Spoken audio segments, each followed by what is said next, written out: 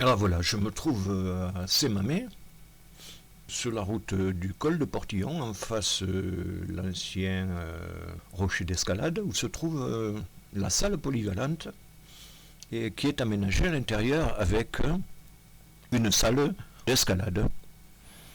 Et je souhaite rencontrer un responsable afin qu'il m'explique le fonctionnement de l'association. Sinon avec les scolaires, le public libre, etc. Donc je m'approche et je vais rencontrer une personne, je vais essayer de structurer ma vidéo et voir s'il y a lieu, à part de la théorie donc qui va m'être expliquée, si on peut obtenir donc en pratique une escalade effectuée par des personnes. Voilà, je pars à l'aventure, rien dans les mains, rien dans les poches. Alors Anouk, bonjour à vous. Bonjour Christian. Alors je vous remercie de m'accueillir dans cette salle d'escalade qui se situe à Sémamé. Et donc vous avez la charge de l'encadrement de jeunes enfants jusqu'à et même d'adultes. Mais vous faites des cours donc à des enfants le mercredi, a priori, j'ai compris. Oui, on a aussi le jeudi soir, on a des très jeunes enfants, des 4-5 ans. Ah quand même. Oui, c'est un cours qu'on a commencé cette année. Donc ils sont pas très nombreux, comme je suis seule à les encadrer. Ils sont 6 là pour le moment. Voilà. Et après on a d'autres cours aussi, le jeudi soir, vendredi soir et mardi soir aussi. Ouais, c'est par tranche d'âge, on a 3 tranches, on a 6-8 ans, 9-11 ans et après les ados 12-18 ans. Et après aussi donc 4-5 ans pour les plus jeunes. Et donc on propose des cours adultes, là ça correspond plutôt à des cours particuliers. Nous sommes donc dans une grande salle, on va essayer un peu de la définir parce qu'il y a plusieurs difficultés en fait de grimpe. Et on pourrait commencer peut-être par le niveau, ici le moins élevé, à savoir le A. Et nous nous trouvons justement devant donc, une difficulté qui s'appelle le 5B. Est-ce que vous pourriez m'expliquer en fait en quoi consiste la couleur et la difficulté 5B? Donc là, si on choisit de faire la voie rouge, donc ça va correspondre à l'étiquette 5B, donc une cotation, et c'est un niveau de difficulté en fait. Donc le 5, c'est les chiffres en fait, c'est les grandes catégories, et la lettre, c'est une catégorie en dessous, donc c'est pour distinguer des sous-niveaux. Voilà. Alors, fort de ça, je me retrouve maintenant devant une couleur verte avec les références 6A+. Est-ce que vous pourriez m'indiquer en fait en quoi cela consiste? Donc 6A+, là, c'est la cotation du niveau juste au-dessus. Donc le 6, c'est la grande catégorie, comme je disais. Et le A, donc là, c'est la première sous-catégorie du niveau 6. Voilà. Et le plus, donc là, c'est pour séparer le A du B, pour dire que c'est encore un peu plus dur que du 6A. Pour se résumer, si je ne me trompe pas, les couleurs, c'est une voie. Voilà, c'est ça, ça correspond à un parcours. Pour se résumer, nous avons ce que nous appelons des voies d'accès, verticales le plus souvent, mais pas toujours, on verra les difficultés à présent. Alors là, nous sommes sur du gris, ça veut dire que toutes les prises grises font partie de la voie. Voilà, c'est ça. Il y a un autre qui va sans dire qu'à travers ces murs, donc, vous organisez des compétitions parfois. Oui, tout à fait. On organise une étape du Garonne Escalade Trophée. Donc, en fait, c'est plusieurs compétitions dans l'année qui ont lieu autour de Toulouse. Donc là, on fait une étape, nous, chaque année en mai, donc fin mai. Et donc, en fait, c'est surtout à l'intention des jeunes.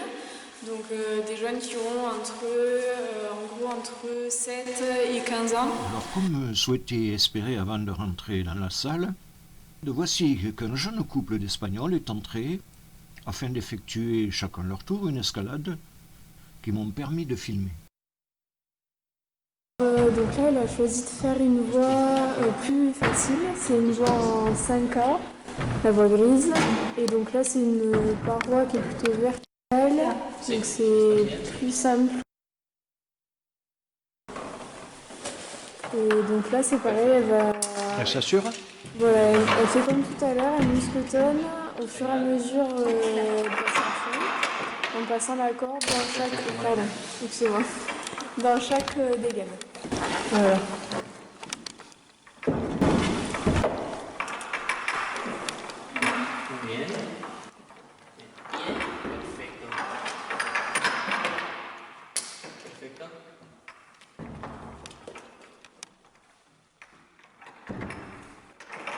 Est-ce que comme en montagne, il faut avoir au minimum 3 points d'appui en permanence? Et là, non, pas forcément. Alors les débutants, souvent, ils osent pas ils osent pas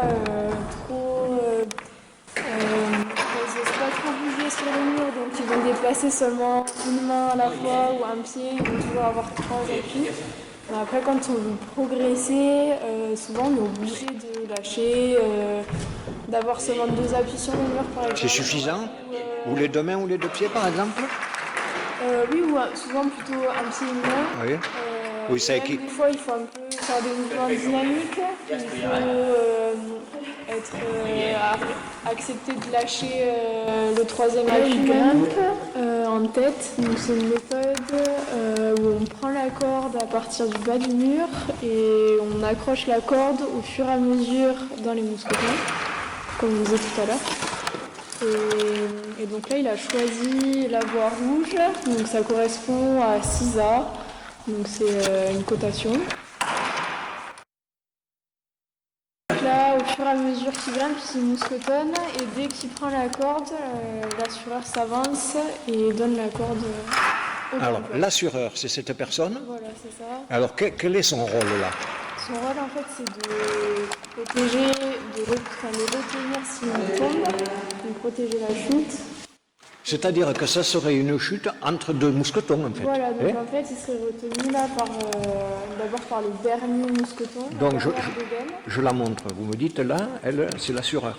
Voilà, c'est l'assureur. Elle doit garder la corde tendue toujours ou pas? Et non, alors là, sur cette méthode, elle doit donner de la corde au fur et à mesure. Ah, elle alimente. Elle alimente, voilà. Et en cas de chute, en fait, elle va avancer vers le mur et ça va permettre d'amortir la chute. Alors expliquez-moi, là nous sommes sur un dévers. Oui, donc là, après il y a des manières de se placer qui permettent de grimper plus facilement sans forcément être très musclé ou autre. Ça peut être en se plaçant de profil. Alors le point final là, où est-il? Et là, il va aller jusqu'au relais qui se situe tout en haut de la voie. Et une fois qu'il aura passé la corde dans les 2 mousquetons là-haut, il va descendre et l'assureur va assurer la descente.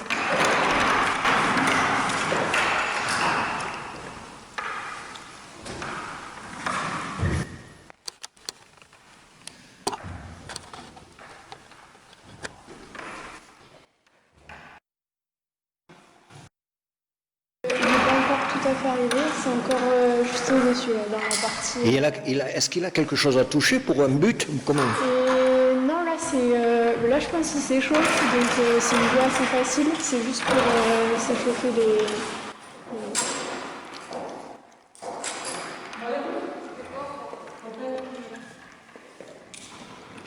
Alors maintenant, elle tend la corde, expliquez-moi. Et donc elle a un système d'assurage qu'elle va actionner et qui va faire coulisser petit à petit la corde. C'est elle qui assure la descente, alors qu'en rappel, c'est soi-même. Parce qu'elle a une boucle qui va freiner en fait. Oui, c'est un système d'assurage qui permet. Bueno. Vamos a ver. ¿Dónde va? ¿Ça va bien? Muy bien. Para mí sí.